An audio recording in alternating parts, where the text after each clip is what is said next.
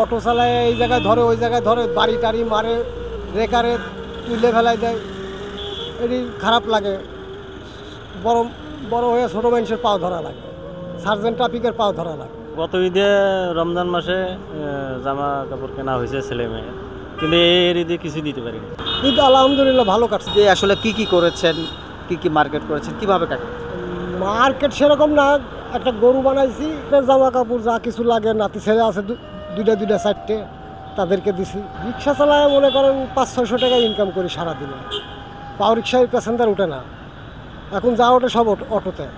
আমাদের পাও রিক্সা নিয়ে ঘুরতেছে অনেকক্ষণ ধরে, 200 টাকা ভাড়া মারছে। সকাল 8টার থেকে এই পর্যন্ত 200 টাকা ভাড়া মারছে। লোকই তো নাই, কারে টানবো, ঘুরতাছি 2 ঘন্টা ধরে।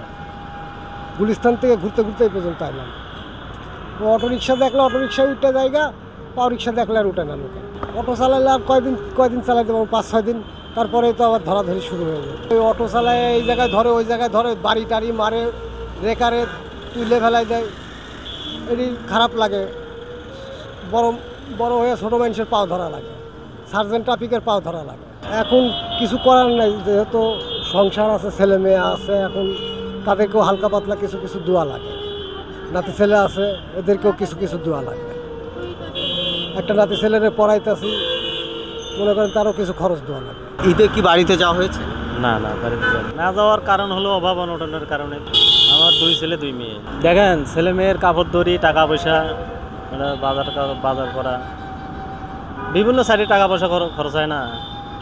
এখন তো এই রিক্সার তো ইনকাম কম। এখন অটো গাড়ি চালাই, অটো গাড়ি তো মনে করেন জায়গায় ধরে, আবার ফির চালানো যায় না। ঈদে ঢাকায় থেকেছেন যে আশায়, সে আশাটা পূর্ণ হয়েছে? না রিক্সা তো ইনকাম নাই, পুরনো হয় কেমন।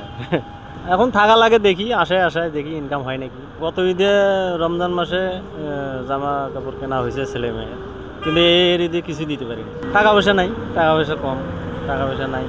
ঢাকা শহরে কতদিন আছে? আমি প্রায় 25-26 বছর রিক্সা চালিয়ে? শুধু এই রিক্সা চালাই। এটা কি আপনার চাহিদা মিটে কি? চাহিদা মিটে না, এর পাশাপাশি আবার ফির দেশে আবার কষাই কাজ করি, গরু মাংস কাটা, সেখানে 500-600 টাকা দেয়। এই যে গরু কাটা কাজ করছি, তিনটা গরু বানাইছি, টাকা পাইছি প্রায় 2500 টাকার মতো, আর মাংস পাইছি 5-6 কেজি। এই মাংস কি বাড়িতে পাঠাতে পারছেন?